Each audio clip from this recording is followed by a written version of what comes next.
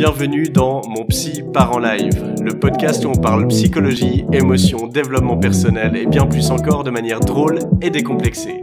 Je suis Julien Borloo, psychologue spécialisé en hypnose et coaching et je te donne toutes les clés pour prendre soin de ta santé mentale.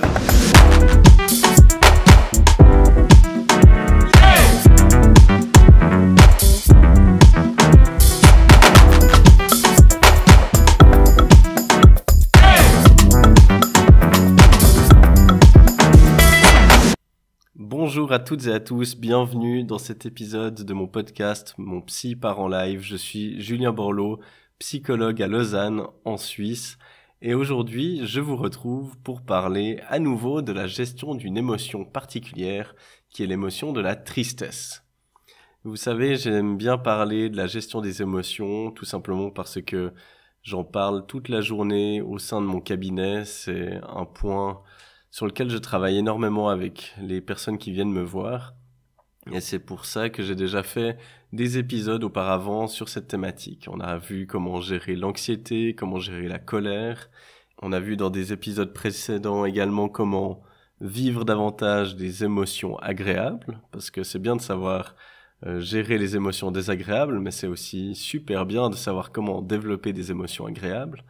Et puis aujourd'hui, il est venu le temps de venir faire un petit zoom sur l'émotion de la tristesse.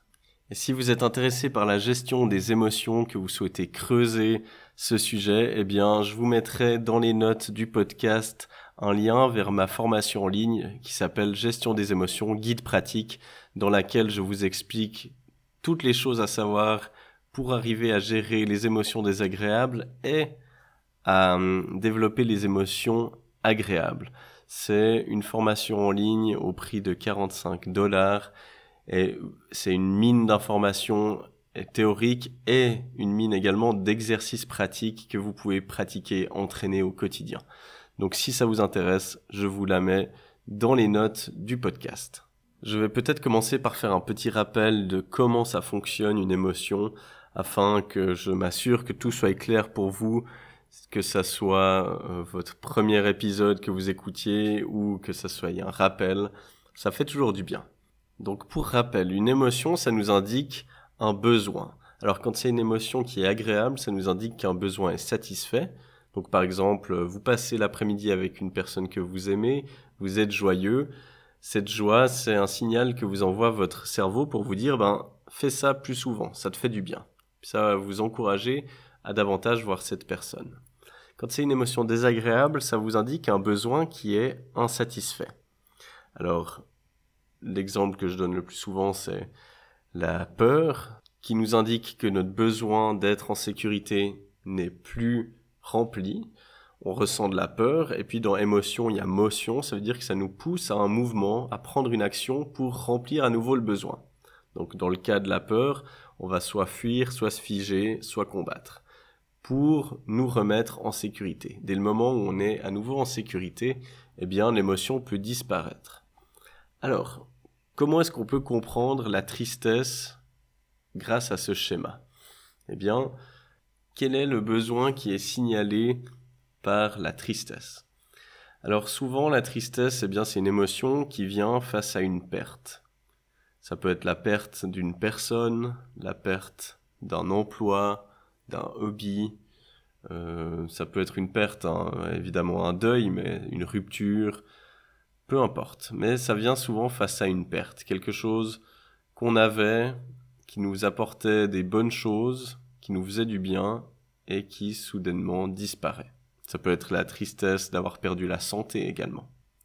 Alors, ça nous indique donc une perte, mais c'est là où la tristesse, il faut bien la comprendre pour arriver à la résoudre. Parce que, admettons que votre tristesse, elle vient du fait que vous venez de vous faire quitter par votre partenaire. Alors, on peut se dire, cette tristesse, elle m'indique une perte, la perte de mon partenaire ou de ma partenaire. Alors, qu'est-ce qu'il faut que je fasse comme action pour remplir le besoin, combler cette perte?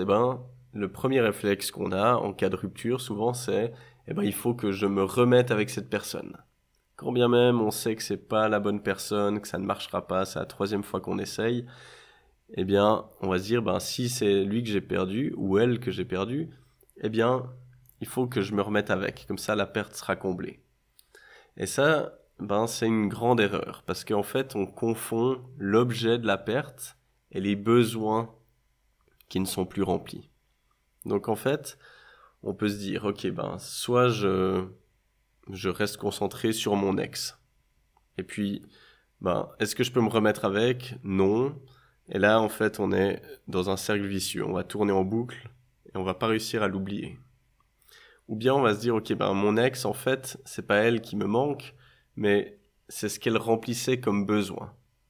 Alors on va regarder derrière l'objet de la perte. Et puis on va se dire, ok, mon ex, elle remplissait quel besoin?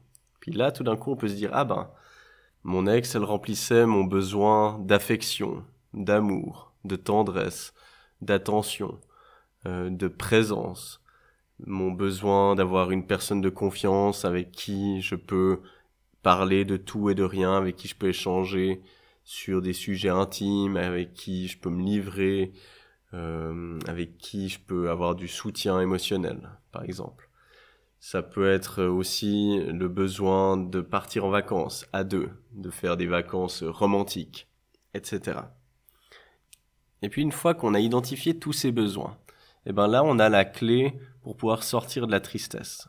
Parce que maintenant, si je sais les besoins qui ne sont pas remplis, je peux les remplir de manière alternative. Et il y a plein d'autres manières que mon ex pour combler ces besoins-là. Parce que pour faire des vacances à deux, alors je peux le faire avec un ou une amie, je peux le faire avec une autre partenaire. Si c'est simplement le fait de voyager, de voir de nouvelles choses, ça je peux le faire seul ou avec n'importe qui d'autre. De l'affection, de l'attention, le fait de pouvoir échanger librement, je peux le faire avec des gens de ma famille, des amis, avec un psychologue, pourquoi pas. Et alors, tout à coup, quand on va commencer à remplir petit à petit les besoins qui ne l'étaient plus, on va sentir que l'émotion de la tristesse, elle va diminuer. Il y a une autre chose qui est cruciale à comprendre avec l'émotion de la tristesse, c'est ce côté social. Souvent, alors ça indique une perte, mais ça indique un besoin de soutien. S'il y a un besoin qui sous-tend la tristesse quasi à tous les coups, c'est le besoin d'avoir du soutien social. Et c'est pour ça que il n'y a rien de plus absurde que de se cacher pour pleurer. Je sais que culturellement, suivant les cultures, suivant aussi notre éducation, par exemple, pas mal d'hommes ont été éduqués avec cette idée qu'un homme, ça ne pleure pas, que montrer qu'on pleure, c'est être faible, etc. Et donc, beaucoup d'hommes vont avoir tendance à se cacher pour pleurer. Mais pas que les hommes, il y a des femmes aussi, peu importe d'où vous venez, votre genre, c'est totalement absurde de vous cacher pour pleurer. Pourquoi? Parce que nos émotions, elles s'en fichent de nos insécurités ou de notre culture. Donc si on a besoin de soutien, notre cerveau va nous envoyer de la tristesse parce que ça va nous pousser à aller en chercher. Si au lieu de chercher du soutien, on fait l'inverse, on s'isole, on se roule en boule dans notre lit, qu'est-ce qui va se passer? Notre cerveau, il va se dire, attends, mais là, Julien, il est triste. Moi, j'essaie de lui suggérer d'aller voir du monde, et puis lui, qu'est-ce qu'il fait? Il s'isole encore plus. Alors la tristesse va se dire, Julien, il n'a pas compris, donc on va mettre la double dose. Et puis, la tristesse va augmenter. Jusqu'au moment où on va se décider à demander de l'aide, à aller chercher du soutien, et là, la tristesse va pouvoir s'apaiser. Donc ça, c'est vraiment une règle, les émotions s'en fichent de vos insécurités, de votre culture, de votre éducation. Tout ce qui importe à vos émotions, c'est vos besoins et qu'ils soient remplis. Et donc, vous pouvez tout faire si le besoin qui n'est pas rempli, vous ne faites rien par rapport à cela, l'émotion va persister. Par contre, et c'est ça qu'il y a de magique avec nos émotions, dès le moment où on satisfait le besoin, l'émotion disparaît. Alors moi j'aimerais vous proposer, si vous êtes en train de vivre de la tristesse en ce moment, alors là vous serez vraiment dans le vif du sujet, autrement vous pouvez faire cet exercice en réfléchissant dans le passé à des moments où vous avez été triste, ça peut être un bon exercice de réflexion. demandez-vous, voilà, quelle a été votre perte? Est-ce que c'est la perte d'une relation amoureuse, la perte d'un hobby, la perte d'un job, peu importe. Et cherchez à comprendre ce que cette chose que vous avez perdue remplissait comme besoin. Par exemple, là avant j'ai fait l'exemple d'une rupture amoureuse, mais peut-être vous avez perdu votre job et puis vous êtes triste. Ce job, c'est pas lui qui vous manque. Mais qu'est-ce qui remplissait comme besoin? Peut-être que votre job, il vous permettait de voir des collègues, ça vous permettait d'être entouré, d'avoir des contacts sociaux. Peut-être que ce job, il était valorisant pour vous. C'était une façon d'avoir un rôle, de vous sentir utile, de sentir que vous aviez un impact sur le monde, sur la société, sur vos collègues, etc. C'était une façon d'avoir de la reconnaissance. Peut-être que c'était une façon aussi d'avoir un rythme dans vos journées. Puis là, vous voyez, on commence à dérouler la pelote. Puis là, admettons que vous êtes au chômage en ce moment, vous faites ce constat. Si vous voulez sortir de cette tristesse, qu'est-ce que vous pouvez faire? Alors évidemment, vous pouvez trouver un autre job, c'est sûrement ce que vous êtes en train de faire si vous êtes en pleine recherche, mais vous pouvez remplir ces besoins de plein d'autres manières. Parce que pour être entouré socialement, vous avez sûrement des amis, ou vous pouvez vous inscrire à une activité de groupe. Ça va vous faire voir du monde. Si vous avez besoin d'être valorisé, eh bien peut-être que c'est au travers d'un hobby que vous allez obtenir cette valorisation, en apprenant des nouvelles compétences, en voyant que vous progressez dans votre sport, peu importe, en apprenant à faire de la cuisine, du bricolage, etc. Ça, c'est des choses qui sont extrêmement valorisantes. Si vous avez besoin d'un rythme dans vos journées, y a plein d'autres moyens que d'avoir un job qui peut vous permettre de structurer votre journée. Alors peut-être que c'est que avec votre autodiscipline, peut-être que c'est justement à l'aide d'autres personnes. Enfin bref, dès le moment où vous identifiez les besoins à remplir, après vous pouvez commencer à réfléchir de manière stratégique et très concrète sur « Ok, voici mes besoins, quelles sont les manières dont je peux les remplir ?» Et je vous assure que vous verrez un effet immédiat sur vos émotions.